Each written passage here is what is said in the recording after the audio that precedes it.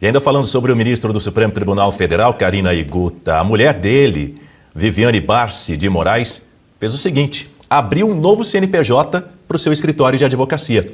A decisão foi tomada um dia depois de ela ser incluída nas sanções da Lei Global Magnitsky dos Estados Unidos. O registro, localizado na Asa Sul, em Brasília, tem capital social de R$100 mil e vincula-se às atividades jurídicas de Viviane.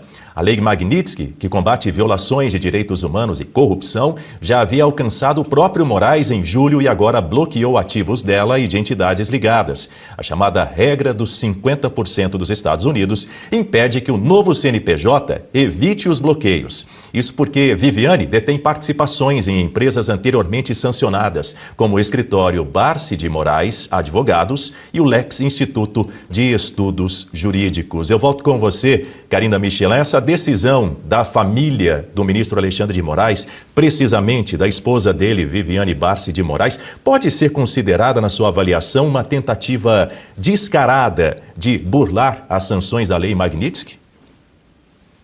Claro, é o que eles estão fazendo. Uma pessoa sancionada pela Lei Magnitsky, Alexandre de Moraes, foi sancionado porque é um violador de direitos humanos.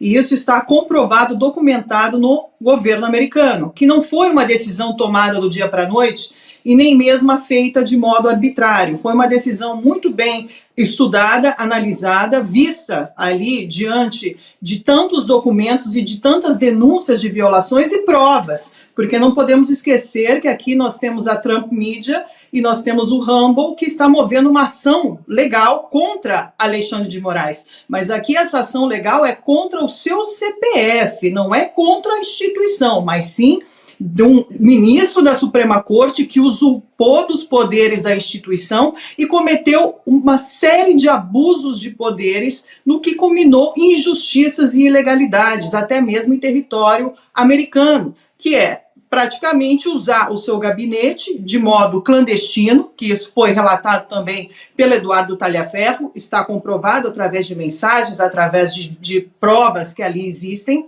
internas, que dizia que Alexandre de Moraes tinha o seu gabinete clandestino, a sua Gestapo, que mandava mensagens diretamente a essas plataformas digitais para censurar opositores políticos, para censurar todos aqueles que ele estava investigando, abrindo processos investigativos contra determinadas pessoas. Então, isso é uma violação do direito, até mesmo uma jurisprudência, uma jurisdição que ele está infringindo essa jurisdição, porque ali no território americano ele não poderia ter feito isso. Ele fez quando teve o governo Biden.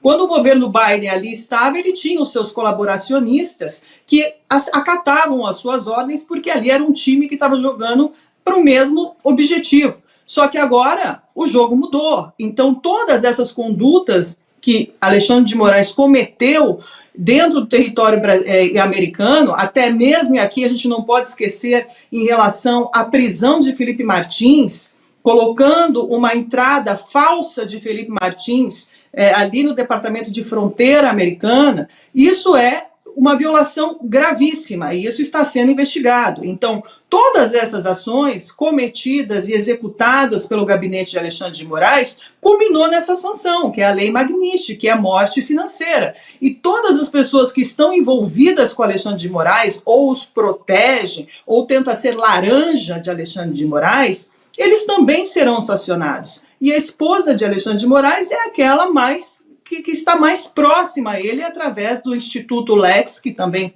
é sócia, o Instituto de Família, também tem outros, o estúdio de advocacia dela, o escritório de advocacia dela também é ligado a Alexandre de Moraes, e sem contar também os processos que ela administra, que são completamente processos questionáveis de pessoas ali questionáveis que têm ligação direta com o STF. Então, isso também é algo gravíssimo para ser investigado. Só que quem investiga? Quem investiga aqui é o próprio STF. Então, a Viviane Barsi tentando abrir um novo CNPJ, mostrando isso publicamente, isso significa, sim, uma afronta à Lei Magnitsky que foi imposta, e eles acham que isso é brincadeira. Mas não é uma brincadeira, porque quanto mais provoca esse tipo de situação, mais chumbo grosso vai vir dali dos Estados Unidos. E depois não adianta gritar pela soberania, porque os atos aí ilegais e ilícitos continuam sendo perpetrados por esses que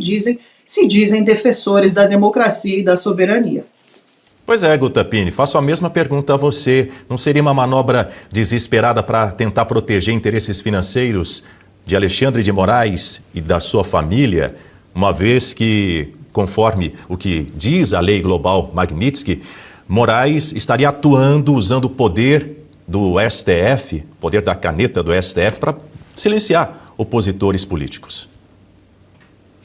É o que parece, né, Dani? Porque logo na sequência da aplicação da Lei Magnitsky contra o Instituto do Casal, além da aplicação contra a Viviane, a perda do visto e tudo mais, a abertura de um novo CNPJ é, no mínimo, o que parece. A gente pode, no mínimo, especular que se trata disso, não é mesmo? Agora, é o esperado. É o que eles vão tentar fazer. Eles vão tentar encontrar mecanismos e manobras para se livrar da Lei Magnitsky e das aplicações e de sanções dos Estados Unidos. Porque, ao que parece, eles ainda não entenderam do que se trata.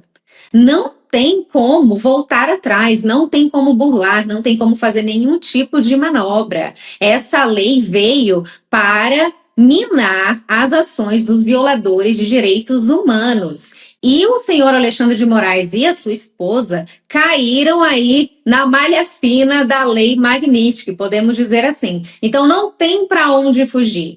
Os secretários de Estado, inclusive dos Estados Unidos, se manifestaram na semana em que essa lei foi aplicada e eles disseram que eles vão atrás de todos aqueles que favorecerem Alexandre de Moraes de alguma forma, inclusive concedendo proteção material para o Alexandre de Moraes em relação a questões financeiras. Então, o que acontece? A instituição do casal, essa empresa, ela era utilizada para a compra dos imóveis milionários do casal. Então, eles imaginavam que o patrimônio deles estava blindado através dessa pessoa jurídica. E não foi bem assim, porque a Lei Magnitsky ela foi atrás dos dois e da empresa do casal. E agora não vai adiantar ficar criando outros CNPJs, porque o casal já está na mira dos Estados Unidos, está na mira da Lei Magnitsky, não tem como eles fugirem, eles ainda não entenderam isso. O que eles deveriam ter feito lá atrás, quando o Trump mandou a primeira carta falando das sanções contra os Estados Unidos, e ele deixou bem claro que o motivo das sanções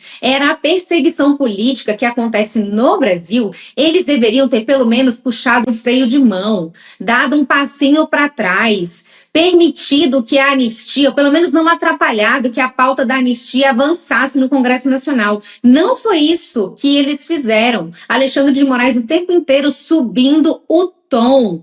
O processo do golpe foi adiante. Houve condenação de Jair Bolsonaro a mais de 27 anos de prisão, num processo sem provas. O voto do ministro Fux escancarou a falta de provas e a narrativa falaciosa feita pela Procuradoria-Geral da República e acolhida pelos demais ministros na primeira turma. Mas o voto do Fux escancarou a farsa e a narrativa. Mas os ministros, o ministro Alexandre de Moraes e a sua esposa, parece que não entenderam o que estava acontecendo, se deixaram levar aí também pela narrativa e pela falsa imaginação, a crença de que eles conseguiriam, apesar de tudo que está acontecendo, burlar as consequências da Lei Magnitsky, e olha só, não conseguiram, mas parece que ainda não entenderam, porque é de agora, dessa semana, que criaram um novo CNPJ. Em que realidade eles estão vivendo? É uma realidade completamente paralela, alternativa. São cegos, não querem enxergar o que está diante dos olhos deles. Eles estão na mira dos Estados Unidos, não tem para onde correr. Eles devem puxar o freio de mão, dar um passinho para trás. Não adianta querer encontrar alternativas jurídicas para escapar da Lei Magnitsky. Não vai ter como.